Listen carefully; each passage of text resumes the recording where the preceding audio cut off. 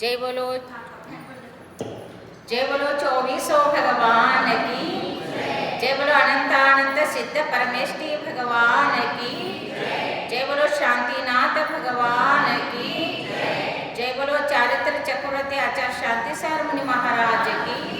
जय बोलो आचार्य विद्यानंद मुनि महाराज की। जय बोलो धीर सेन मुनि महाराज की। जय बोलो आरिका श्रुतमती माता जी की।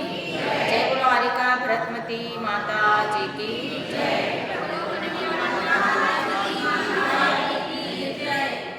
अरहंतो भगवंत इंद्रमहिता सिद्धासिद्धीश्वरा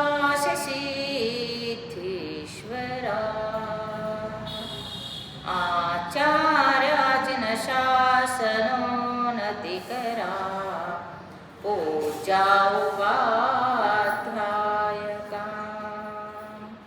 श्री सिद्धार्थ सुपाटिका मुनिवरा रत्नत्रयाराधका पंचेति परमेष्टिना प्रतिदिनं कुर्वन्तु नो मंगलं कुर्वन्तु मे मंगलं कुर्वन्तु ते मंगलम्।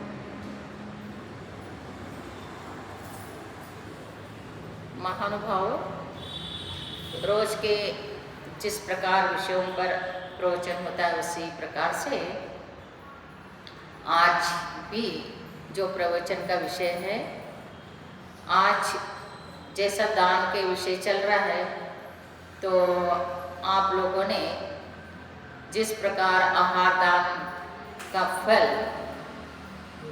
जैसा श्री सेन राजा फिर आगे जाकर शांतिनाथ भगवान बन जाते हैं, तो 12 भव तक किस प्रकार सुख पाते हैं और दान का फल कितना उत्कृष्ट है ये देखा। औषध दान का फल जैसा वैयाव्रत में ही आता है, तो कृष्ण ने तीर्थंकर प्रकृति का बंद कर लिया। फिर उसके बाद जो कल वृषभ सेना वो औषध दान से सौरौषधि रुद्धि उनको प्राप्त हो गए, ये सब आपने सुना। तो आज जो है अभय दान, जो अभय दान अर्थात अभय का अर्थ है जीव का रक्षण करना, उसको किसी भी प्रकार से बाधा नहीं होने देना, तो उनको निर्भय कर देना, उसका नाम अभय है। तो किस प्रकार से कर सकते हैं, जैसा हर तरह से, जैसा कहा कि आहार दान है, तो आहार दान में तीनों दान अंतर्गर्भित है। जैसा आहार देते हैं तो उनका शरीर का रक्षण होता है, अन्नमेव प्राणापान, अन्न ही सेवन करने से ही प्राण का रक्षण होता है। तो अन्न के द्वारा प्राण का रक्षण हो गए तो अभयदान भी आ ही गया। और अच्छा आहार होता है, शरीर स्वस्थ रहता है, तो फिर ज्ञानार्जन करते, ज्ञान ध्यान करते हैं, तो ज्ञान उपासना के लिए भी शरीर का आवश्यकता है, तो आहार से आहार दान में आ गया। और आहार ही क्या है, एक प्रकार का औषध है। तो उसी से क्या कहते हैं कि जो व्यक्ति आहार को औषध रूप से, eat your food as your medicine, otherwise you should eat your medicine as your food। क्या होगा, यदि आप आहार को औषध रूप से स्वीकारोगे तो शरीर स्वस्थ रहेगा। अदरवाइज आप आहार को, भोजन को कैसे भी खाओगे तो आपको औषध ही भोजन रूप से खाना पड़ेगा। आहार को भोजन समझ के करना, आहार को औषध समझ के लेना। Eat your food as your medicine, otherwise you have to eat your medicine as your food. तो पूरा दिन भर गोली खाते रहोगे, आज 15 कोई 15 गोली खाता है, कोई 10 गोली खाता है और हर टाइम में घंटे घंटे में खाता रहता है। तो क्यों ऐसे होता है? तो वो आहार को औषध रूप से नहीं स्वीकार करते। कभी भी कोई भी चीज़ ले रहे हैं, किसके ऊपर भी ले रहे हैं, ऋतुमान को देखते नहीं, उम्र को देखते नहीं, शरीर को आवश्यकता है ये नहीं देखते हैं। इसलिए कहा है कि जो खाना होता है तो अपने मन भाए खाना खाना चाहिए, जन भाए कपड़ा पहनना चाहिए। वस्त्र अलंकार जो है जन के लिए, जन भाए मीन्स अपने जो वस्तु है, ये 2 चीज मेन है। खाना किसके लिए खाते हैं? दूसरे को दिखाने के लिए खाते हैं कि अपने शरीर के लिए खाते हैं? शरीर का रक्षण के लिए खा रहे हैं और शरीर उसी के ऊपर डिपेंड है, अन्न के ऊपर। तो अन्न कैसे खाना? तो सिर्फ अपने को अन्न से धर्म ध्यान हो, शरीर स्वस्थ रहे और तपश्चर्या के द्वारा कर्मों का निर्जरा होता है। ध्यान तप इसके लिए आहार ग्रहण करना होता है। आहार का अर्थ ग्रहण है, भोजन का अर्थ है कैसे भी खाओ। इसलिए चौका और किचन ऐसे कहा जाता है। आपके खाना जहाँ पर बनता है उसका नाम क्या है? किचन। उसमें किची है सब कुछ। और हमारे जो बनता है उसका नाम क्या है? चौका है। चौका कर रहे हैं ऐसे बोलते हैं। चौका करते हैं द्रव्य क्षेत्र काल भाव, ये चारों, और इसके प्रत्येक के भी 4 है। द्रव्य के 4 है, क्षेत्र का 4 है, काल का 4 है, भाव का 4 है। इसके भी 4 होके 16। और चौका भी ऐसे करेंगे 16 बहन के करेंगे। मैं 16 में हूँ और चौका कर रही हूँ। तो वो आहार जो है ना, आहार का अर्थ क्या है? ग्रहण करना। हम ग्रहण करते हैं। तो ग्रहण करें तो कैसे ग्रहण करने के लिए कहा है? जैसा ब्रह्मर है तो ब्रह्मर सभी फूलों के ऊपर बैठता है वो ब्रह्मर, और थोड़ा थोड़ा मकरंद लेता है और पेट भर लेता है। ये नहीं कि एक फूल को नष्ट कर दिया, खत्म कर दिया, ऐसे सभी स्वाह कर दिया, ऐसे नहीं करता है वो, थोड़ा थोड़ा। ऐसे हमारे साधु के लिए आहार चर्या के लिए निकलते, उसका नाम है भ्रमर वृत्ति। सिंह वृत्ति से जाने का विधिवत नवधा भक्ति पूर्वक आहार मिला तो ग्रहण करना, नहीं तो नहीं।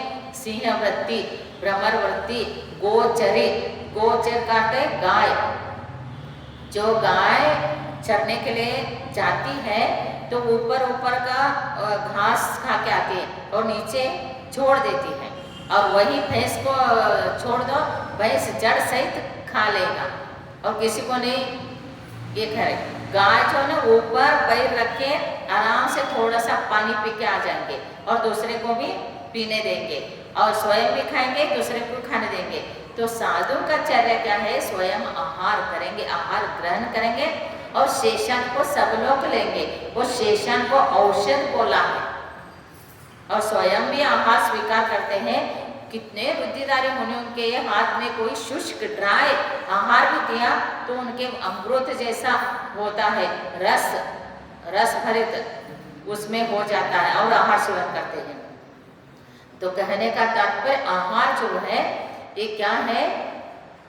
औषध है। इसलिए आहार में स्वामी कार्तिकानुप्रेक्षा में कार्तिक स्वामी ने कहा है कि आहार दान में अभय दान आता है, ज्ञान दान आता है, और कौन से दान आता है? औषध दान आता है। तो ये सब दान आता है। तो इसलिए इसको जो हम करते हैं तो सब, जैसा मैंने कहा आहार करना है या भोजन करना है, तो भोजन करता है तो कैसे होता है कि भोगी जो होता है वो रोगी होता है, भोगी रोगी, और त्यागी होता है वो निरोगी होता है। क्योंकि जितना संयम से खाओगे, जितना शरीर के अनुकूल स्थिति को देख के खाओगे, उतना शरीर स्वस्थ रहता है। Health is in your hand. Health कहाँ है? आपके हाथ में है। हेल्थ डॉक्टर के हाथ में नहीं है। आपने अपने हेल्थ को सब डॉक्टर के हाथ में दे दिया। Health is in your hand, आपके पास ही स्वास्थ्य है। तो कन्नड़ में कहते हैं ना, जो मात बल्लवनिगे झगड़विल्ला ಊಟ ಬಲ್ಲವನಿಗೆ ರೋಗವಿಲ್ಲ. क्या कहते हैं? जो बोलना जानता है, किसके साथ कैसे बोले, कैसे करे, वो विनय से बोले, नम्रता से बोले, मधुर भाषा में बोले और अत्यंत नम्र है, प्रिय वचन बोलता है, उसके साथ कोई झगड़ा करेगा ही नहीं. चाहे शत्रु भी क्यों ना हो, वो झगड़ा नहीं कर सकता है, वो नम्र हो जाएगा. इसलिए गांधी जी के सामने नतमस्तक होके गए ब्रिटिश लोग. ब्रिटिश कितने कठोर हृदय है मालूम है आपको. तो फिर वो लोग भी गांधी जी के नम्र व्यवहार, नम्र बोलना, उससे ही सब नतमस्तक होके गए. तो शत्रु भी नतमस्तक होता है, बोलने में है सब कुछ. और क्या है? भोजन. ऊट मीन्स भोजन. भोजन जो जानता है उसको कभी बीमारी नहीं होता है. इसलिए हमारे आयुर्वेदिक ग्रंथ पूज्यपाद आचार्य के द्वारा रचित आयुर्वेदिक ग्रंथ में बताया, हमारे आचार्य ने ऐसे नहीं है कि एक बस त्याग करो, दीक्षा ले लो और बस जाओ, ऐसे नहीं कहा है. हमारे जैन धर्म में अपने जैनाचार्यों ने, भगवान की वाणी है तो उसमें क्या कहा है कि आपको सब चीज को देखना है. शरीर को स्वस्थ रखना है, मन को शुद्ध रखना है, वचन से शुद्ध बोलना है. इसलिए वचन शुद्धि के लिए जैनेन्द्र व्याकरण लिखा है पूज्यपाद आचार्य के द्वारा. और पूज्यपाद आचार्य ने ही समाधि शतक लिखा है मन शुद्धि के लिए. और ये काय शरीर की शुद्धि के लिए, शरीर अच्छा स्वस्थ रहे तो उसके लिए कल्याणकारक ग्रंथ लिखा है. आप लोग योगा करने जाते हैं या कोई बहुत कुछ उपचार करते हैं, पंचकर्म करके लेते हैं और डाइट करते हैं, तो ये सब करते हैं किसके लिए करते हैं? शरीर के लिए करते हैं. तो ये करने के पहले हमारे आचार्यों ने बताया, तुम देखो भोजन करते समय गर्म पानी पियो. भोजन करने के पहला ज़्यादा पानी पीने से वो शरीर कैसे रहता है, बीच में पीने से कैसे रहता है, लास्ट में पीने से कैसे रहता है, ये सब बताया. मोटा है, बहुत जाड़ा है तो वो पतला कैसे हो सके, वो भी सब बताया है. और जो पतला है बहुत ज़्यादा, तो उसको व्यवस्थित रहने के लिए भी पानी के ऊपर डिपेंड है. पानी भोजन के अंत में कितना पीना, भोजन के बीच में कितना पीना, भोजन के पहला कितना पीना. तो ज़्यादा पानी ये क्या करते हैं, खाना खाना खाना, पेट भर के खाना, फिर बाद में पानी पीना, ऐसे भी कोई करता है. तो फिर कोई भी सॉलिड वस्तु खाए और उसमें पानी पिए, वो अच्छा रहता है. और फिर कम पानी पहला पिए फिर भोजन शुरू करें तो वो अच्छा रहता है. तो इसलिए ये सब चीज़ें, और जैसा गर्भवती महिला है तो बच्चे को भी अच्छा संस्कार, बच्चा भी अत्यंत सुंदर और फेर और सुंदर अवयव, सब अंगोपांग व्यवस्थित हो, बुद्धिमान हो, तो उसके लिए भी हमारे आचार्य ने कल्याण ग्रंथ में पूज्यपाद आचार्य ने लिखा है 3 महीने में क्या, 3 महीने तक गर्भ धारण से लेके 3 महीने तक क्या खाना चाहिए. जब शिशु के ऊपर संस्कार, गर्भ शिशु संस्कार में मैं बहुत कुछ बताती हूँ शास्त्र में, प्रवचन में, लेकिन अभी आपको बता रहे हैं. तो 3 महीने तक क्या खाना चाहिए, फिर अगले 3 महीने, फिर अगले 3, ऐसे 9 महीने तक किस प्रकार का भोजन. फल ज़्यादा खाना चाहिए, दूध ज़्यादा पीना चाहिए, दही, वाइट वस्तु, दही आदि ज़्यादा खाना चाहिए, काला चीज़ नहीं ज़्यादा खाना चाहिए, और वो अभक्ष वस्तु नहीं खाना चाहिए. ये सब बताया है. तो ऐसे जैन धर्म में सब चीज़ें बताया है. ये नहीं कि आप जो कुछ भी है, आजकल सब लोग बोलते हैं सुनने में कम आता है. सुनने में क्यों आता है कम? वो डॉक्टर ने बोला है कान में तेल मत डालो, और तो आपके गाड़ियों में सब जगह तेल डालना पड़ता है, ऑयल डालना पड़ता है आपके, और गाड़ी में ऑयल नहीं डाले तो क्या होता है, वो बंद पड़ता, खराब होता है कि नहीं. फिर आपका एक मशीन नहीं है, ये मशीन ही तो है. इसमें सब जहाँ पर जॉइंट है, जहाँ पर जो है वहाँ पर डालना. काजल मत डालो बोलते, अरे काजल केमिकल का है, मार्केट का मत डालो. बोले शुद्ध बनता है, वनस्पति से बनता है, वो डालो ना. और डॉक्टर ने बोला सारे आपका शरीर डॉक्टर के हाथ में है, उठना बैठना खाना पीना वो तो सब जो भी डॉक्टर कहता है वही करेगा, और जो जैन धर्म कहता है वो नहीं करेगा। तो इसलिए है बीमार पड़ते हैं, इसलिए कर्मों से लिप्त होते हैं। इसलिए आचार्य ने कहा है आरोग्य शास्त्रम अधिगम्य मुनिर्विपश्चित स्वास्थ्यम यदयन्ति भोगः। आरोग्य शास्त्र को देखकर, अर्थात जो साधु भी बनना है तो पहला आरोग्य शास्त्र को जानो, और जो आरोग्य शास्त्र को नहीं जानता है और वो क्या करता है, अपने अज्ञानता से यद्वा तद्वा खाकर वो बीमार पड़ के फिर मन मलिन हो जाता है, उससे कर्मों का बंध हो जाता है। इसलिए कहा कि पहला हर चीज के पहला तुम पहला स्वास्थ्य को देखो। तो आहार स्वास्थ्य के लिए है, आहार धर्म ध्यान के लिए है, आहार तपस्या करके कर्मों का निर्जर के लिए है। इसलिए आदिनाथ भगवान भी आहार के लिए उठे। वो वज्रशम नारायण सम उनको नहीं आहार के लिए उठे तो भी चलता था, लेकिन आहार चले क्यों किया, परंपरा से विधिवत आहार लो, विधिवत आहार मिले तो ही लेना, नहीं तो नहीं, चर्या का बताया। तो महानुभाव ये आहार जो है अवयदान में ही आता है, जीव का प्राण का रक्षण होता है। तो ऐसे बहुत लोगों ने अपने अवयदान में बहुत फेमस हुए हैं। उसमें भी एक आपको मैं उदाहरण बताती हूँ। प्रथमा योग का एक देविल नाम का एक कुंभार था, और दूसरा एक धम्मिल नाम का नाई था। नाई मालूम है ना, तो नाई था। कन्नड़ में नाई कहे तो कुत्ता को कहते हैं, कन्नड़ में नाई कुत्ता को नाई कहते हैं, और हिंदी में नाई कौन होता है, अलग अलग भाषा में अलग अलग चीज होता है, एक का अर्थ अनेक होता है, अर्थ भी अलग निकलता है। तो इसलिए आपको बताया। तो जो नाई है, नाई और नाई इसमें फर्क है। नाई कन्नड़ में और नाई ये हिंदी में जो है वो बाल निकलता है उसको कहते हैं। तो कहने का तात्पर्य ऐसे ये दोनों मित्र थे, और जो दोनों मित्र होने के बाद वो आपस में विचार किए, थोड़ा वो तो हमारे पास संपत्ति है, जो हमने संपत्ति कमाया है तो क्योंकि कंपलसरी है, अपने दान शासन में भी कहते हैं और अपने शास्त्रों में कहते हैं कि जितना कमाते उसका 10% नियम से दान करना चाहिए। तो उन्होंने बोला कि हम दान करेंगे, कुछ तो अपने संपत्ति का सदुपयोग करेंगे।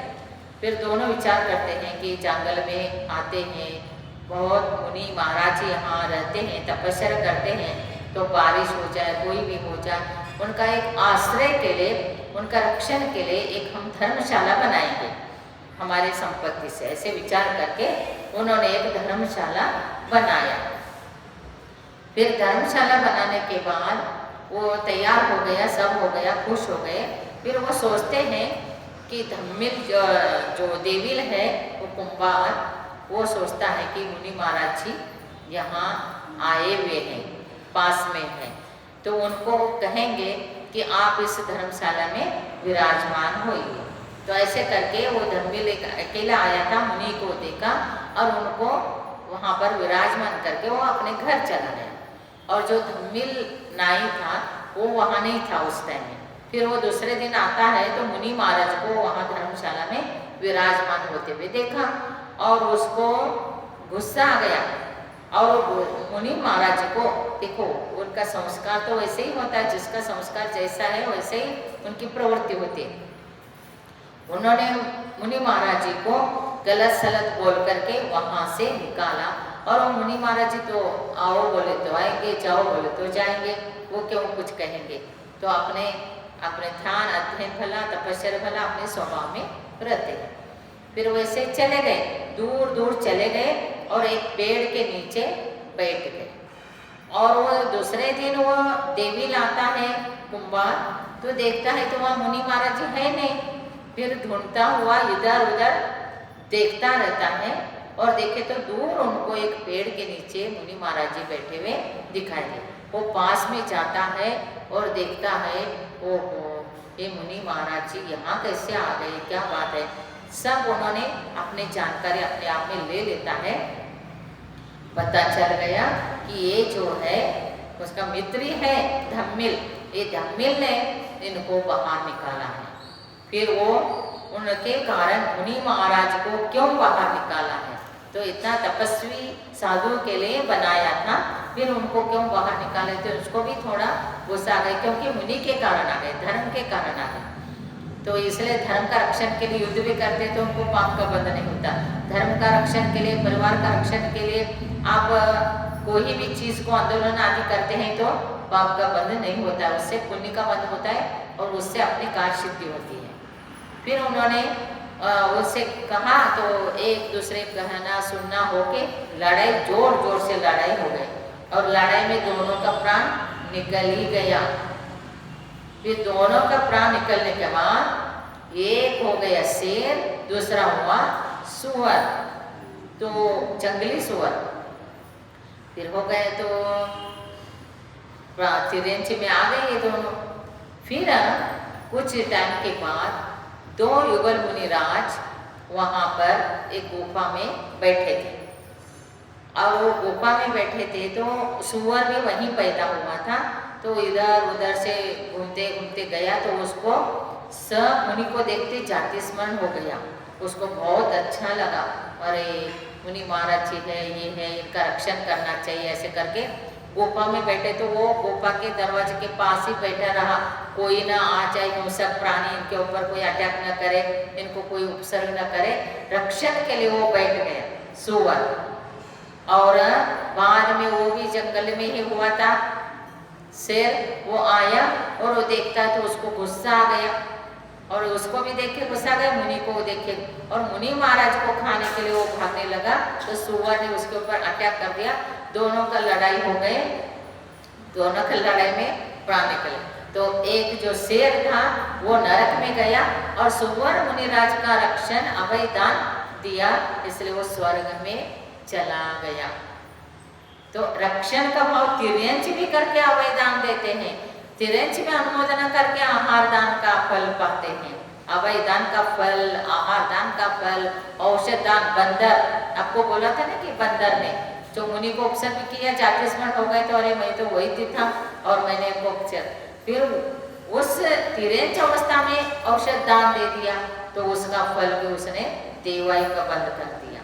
और इस प्रकार से जो हम करते हैं तो उसका फल हमको उत्कृष्ट मिलता है। लेकिन हमारे शास्त्र में क्या कहते हैं, जो भी करना है विधिवत, विधि द्रव्य दातृ पात्र विशेष तद विशेष होता है। विधि का अर्थ क्या है, हमने आपको बोला था पूजा भी कर रहे हैं तो विधि चाहिए। विधि में क्या क्या चीज आता है, विधि में तो द्रव्य शुद्ध चाहिए, क्षेत्र शुद्ध चाहिए, काल शुद्ध चाहिए, भाव शुद्ध चाहिए, ये सब विधि में आएगा। फिर आप द्रव्य शुद्ध में आपका शरीर शुद्ध चाहिए, आहार जल शुद्ध में बोलते क्या है, मन शुद्ध है, वचन शुद्ध है, काल शुद्ध है बोलते हैं, और सब प्रकार से विधिवत करना है। तो कोई भी जाप करने के लिए आपको बताते हैं, कोई अनुष्ठान करने के लिए बताते हैं, तो आपको विधि में क्या बताया जाता है, आपको ऐसे साड़ी पहनना चाहिए और ऐसे प्रकार से सब अलग।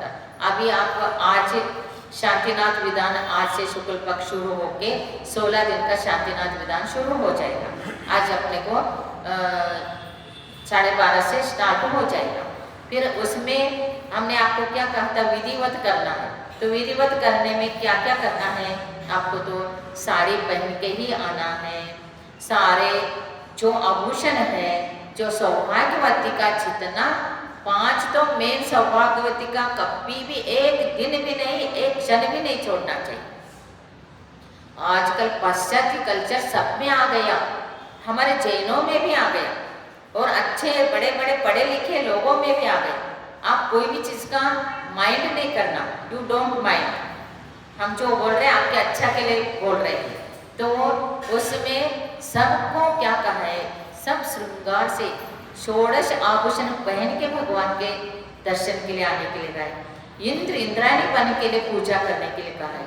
तो इंद्र इंद्रायणी कैसे रहते आपको मालूम है, कभी भी आभूषण रहित रहते नहीं, वो कभी भी आभूषण रहते हैं। और आजकल सारे लोग क्या करने लगे, न उनका सौभाग्यवती का कितना पुण्य से प्राप्त होता है, सौभाग्यवती का जो भाग्य है, सौभाग्यवती होना। पद्मावती के सामने आप यही कहते हैं अखंड सौभाग्यवती रहे, और वो करके कुमकुम भी डालते हैं, पद्मावती को कुमकुम लगाते और स्वयं कुमकुम ही नहीं लगाते, स्वयं तिलक ही नहीं लगाते हैं, और सौभाग्यवती का भावना भाते हैं और मांगते हैं, और जो मिला है उसको तो आप लगाते ही नहीं, करते ही नहीं। कुमकुम, मंगलसूत्र, बैंगल्स और वो बिछुआ, ये सब चीज जो है, और आपके ये भी है, या तो ये पांचों चीज सौभाग्यवती के लिए मस्ट है। You should wear every day, every time, you don't leave them. आपको उसको छोड़ना नहीं चाहिए। और ऐसे जब हुए तो तुम लोगों को पुण्य से मिला हुआ है, और दूसरे को एक दूसरे को देखा देखी क्या पंजाबी ड्रेस पहनने लगे। पंजाबी लोग भूल चूक से भी साड़ी पहनते नहीं है, भूल से भी शादी में भी नहीं पहनते हो लोग, और उनका ड्रेस आप पहनने लगे, उसका नाम ही पंजाबी ड्रेस। आप लोग कुर्ता पजामा क्या क्या बोलने लग गए, लेकिन वो सारे नहीं है, वो उनके उनके देश मान के अनुसार है। और कोई पाश्चात्य में कौन से कपड़े पहनते हैं वो भी यहाँ पर पहनने लगे, जीन्स पहनने लगे लेडीज, और सेट पहनने लग गई लेडीज, और कुछ नहीं, ना बिंदी डालती है, ना हाथ में चूड़ी डालती है, ना कुछ नहीं, और बस, और बाल भी नहीं, अभी बाल भी नहीं रहता है ना, तो बस फिर क्या क्या करने लग गए। फिर मिला है किनको, अपने भाग्य से मिला। तो मैं कह रही हूँ आज से हमारे यहाँ शांति विधान शुरू होगा 16 दिन का, और रोज भी आप लोग चतुर्मास चालू है, और गुरु के पास आते, 3 लोक के नाथ के पास आते। सौदर इंद्र इतना महान व्यक्ति है, इतना महान पुण्य जीव है, तद्भव मोक्ष में, अर्थात एक ही भवावतरी है, यहाँ से आकर वो मोक्ष ही जाने वाला है। वो भी 3 लोग के पास षोडश आभूषण पहन के आते हैं। षोडश आभूषण किनका है? पुरुष का है, और 14 आभूषण स्त्रियों का है। लेकिन वो षोडश, वो 14 सब भी पहने, लेकिन कोई बात नहीं, लेकिन सब कुछ आजकल छोड़ने लग गए, तो ये गलत है। इसलिए आपको कंपलसरी साड़ी पहन के, हमारी भारतीय संस्कृति है, और साड़ी में कितना पर्सनालिटी झलकता है, और कितना बॉडी का जो भी स्ट्रक्चर है कितना अच्छी तरह से ढक जाता है, कितना अच्छा स्लिम बॉडी, अच्छे सुंदर सब दिखते हैं। और वो छोड़ के ऐसे कपड़े पहनते, सब कैसे कैसे दिखते, कितना गंदा दिखते, मैं तो मुंह से नहीं कहूँगी, लेकिन ऐसे कपड़े पहन के आते, बताओ, सब चीजें गंदा दिखता है। और अपने आप को कैसे नहीं वो लगता है, बुरा क्यों नहीं लगता है कि मैं इतने लोगों के बीच में जा रहा हूँ, मार्केट में जा रहा हूँ, घर के बाहर जा रहा हूँ, और ऐसे कैसे पहन के आ जाए। अपने को तो, मन को तो खराब लगना चाहिए। जन बाहे कपड़ा पहने, वस्त्र लोगों के लिए पहना जाता है, आपके लिए नहीं। आपके घर में क्या पहनते हैं वो पहनो, लेकिन घर के बाहर आते, घर में भी 1 मिनट भी बिंदी मंगलसूत्र के बिना नहीं रहना चाहिए, ये बिछुए के बिना नहीं रहना चाहिए। जब वनवास में, मैं उसके बारे में तो रोज ही रामायण, जैन रामायण बता रही हूँ, उस टाइम में भी बताऊंगी। जब सीता का हरण करके ले गए, और तब राम आके देखते हैं तो वहाँ सीता है ही नहीं कुटिया में। फिर पूछते हैं तो देखते देखते जाते, पेड़ पौधे पशु पक्षी को सब पूछते पूछते जाते, आगे बहुत दूर जाते हैं तो उनको एक एक आभूषण सीता का मिलने लग गए। उनका बिंदी और कंठार ने, ये वो मंगलसूत्र नहीं, बाकी सारे वो निकालते निकालते फेंकते गई थी वो, और उसको लगा कि ये हमारे कोई पुण्य आए तो उनको पता चले। तब राम क्या करते हैं, एक एक उनका आभूषण उठा के लक्ष्मण से पूछते हैं, हे लक्ष्मण, ये सीता का है क्या, ये सीता का है क्या पूछते हैं। ना हम जानामि केयूरे, ना हम जानामि कुंडले, मृदुने कभी न जानामि नित्यं पादाभिवंदनम। वो लक्ष्मण क्या कहता है, भैया मैंने न उनका कंठहार देखा है, न कभी उनका कुंडल देखा है, न कोई चूड़ी देखा है, मैं सिर्फ रोज मैं भाभी का पाद का दर्शन करता था तो मैं बिछुआ जरूर देखा। तो अर्थात वो पहनते थे, सब कुछ पहनती थी वो। कहाँ थी वो, वनवास में।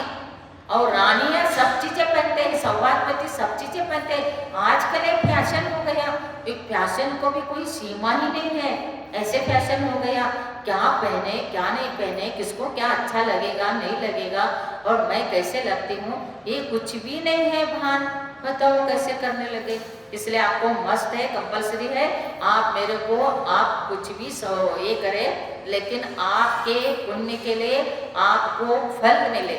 हमारे वास्तु शास्त्र में भी बताया, मंत्र शास्त्र में भी बताया, जो पल्ला लेके जाप करता है उसी को फल मिलता है। बिना सिर के ऊपर कुछ भी हो और जाप कितना भी अनुष्ठान करे उसका फल नहीं मिलता है। छत नीचे हो वहीं पर कार्य सिद्धि करो। कोई भी काम करना है तो काम के लिए, कार्य के लिए जहाँ छत ऊपर होना चाहिए वहीं पर बैठ के काम के लिए बताना शास्त्र में लिखा हुआ है। अर्थात आसमान में खड़े होके तो कोई भी बातें ऐसे काम का बात, आपको काम के लिए जाना है, कन्या देखने के लिए जाना है, तो आप जहाँ भी छत हो, पेड़ हो, उसके नीचे अच्छे तरह से बैठ के बात करें। अमुक अमुक पेड़ के नीचे बैठ के जाप करने से और कार्य का बात करने से कितना शीघ्र फल मिलता है ये भी बताया। और उनके लिए कहा है कि सब कुछ आभूषण होना चाहिए तब भी काम है, वो मंत्र का फल मिलता है, विधान का फल मिलता है, सब कुछ मिलता है।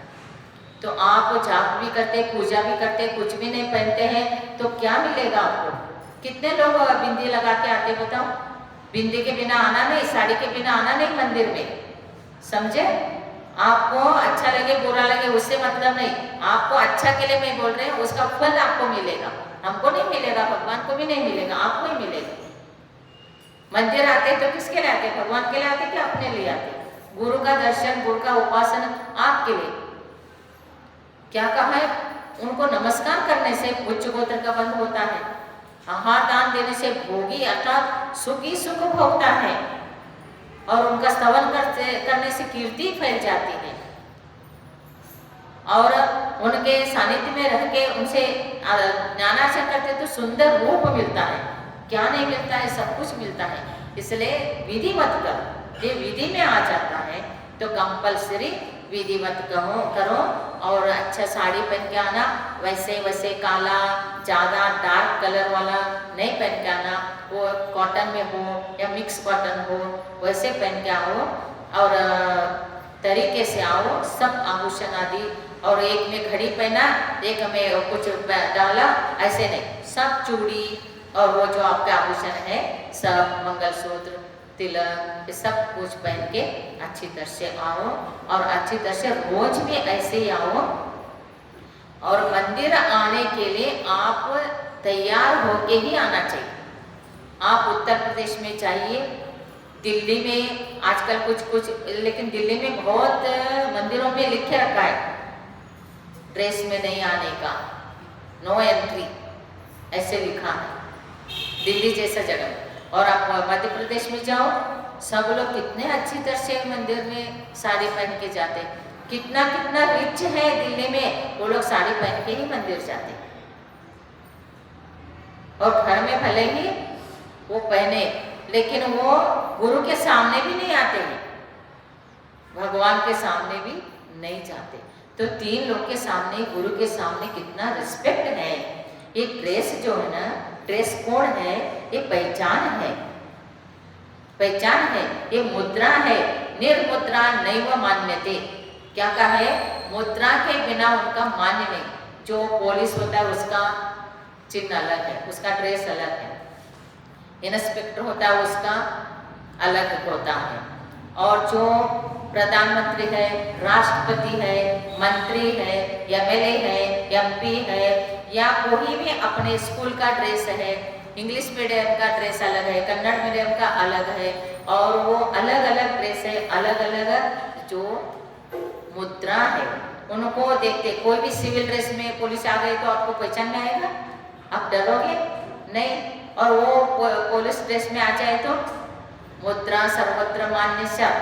तो इसलिए हमारे मंदिर में आने के लिए मुद्रा है, ये ड्रेस कोड है, और पूजा का ड्रेस कोड है, मंदिर आने का है, तो ये सब आपको फॉलो करना ही होगा।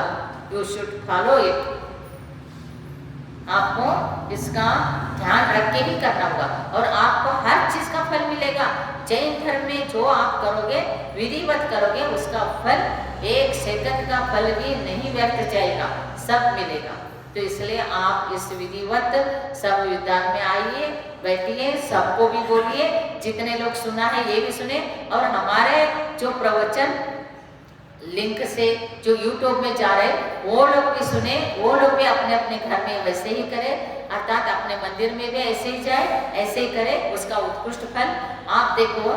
कोई भी ऐसे मेहमान आ जाए आपके सामने और ऐसे वैसे ड्रेस में है, ऐसे वैसे स्थिति में है, तो क्या लगता है? आपके अंदर शांति है, आकुलता होता है, और वही साड़ी में है, कोई भी आने तो एनी टाइम, तो इतना फर्क पड़ता है। इसलिए साड़ी का एक जो चीज है और मंगलसूत्र आदि पुण्य से है, तो ऐसे सौभाग्यवती का चिन्ह सब पहन के, कुमारिका क्यों न हो, हमारे यहाँ कुमारिका को भी एक कंकन बताया, वासे बहुना कलो भवेद वाता द्वयोरपि एक एव चरे तस्मात् कुमार्या कंकनम इव। क्या कहा है? कुमारिका कंकन का उदाहरण दिया है। वासे बहुना कलो, बहुत लोग होने से कलह होता है, भवेद वाता द्वयोरपि, 2 लोग होने से वार्तालाप होता है। वासे बहुना कलहो द्वैत वार्ता द्वयोरपि एक एव चरे तस्मात् कुमार कंकन। हुआ क्या है? एक राजा का सिर दर्द हो रहा था, उनके रानियां बहुत थे, तो वो रानियां चंदन लगाने के लिए चंदन घीस रही थी, तो चूड़िए का आवाज बहुत आने लगा और उनका सिर दर्द ज्यादा होने लग गया। तो उस टाइम वो बोलता है कि बहुत लोगों ने से कलह होता है, 2 लोगों में वार्तालाप होता है, एक रहने से शांति मिलती है। और कुमार कंकन विवाह, कुमारी का एक है, उसका प्रतीक एक ही, क्योंकि शादी होके 2 नहीं हुए वो। और आफ्टर मैरिज आप मोर देन 1, एक से बढ़कर कितना भी चूड़ी पहन सकते हैं, लेकिन कुमारिका को एक ही पहनना, क्योंकि वो उसका चिन्ह है कि वो अब भी अनमैरिड है। और ऐसे कुमारिका को पहनना है, सौभाग्यवती को भी पहनना है, और ये सब चूड़ी पहनना है। फिर फैशन करके मंदिर में नहीं आना, कहीं नहीं आना, कहीं नहीं जाना। आपके फैशन को तो अलग रखो, और आपका भारतीय संस्कृति जो है, अपने ट्रेडिशनल कल्चर जो है, उसको मत छोड़ो। ये सब करके विधिवत पूजा पाठ करके आप लाभ ले लेना। जय बोलो 24 भगवान की जय। नमो अरिहंतानम, नमो सिद्धा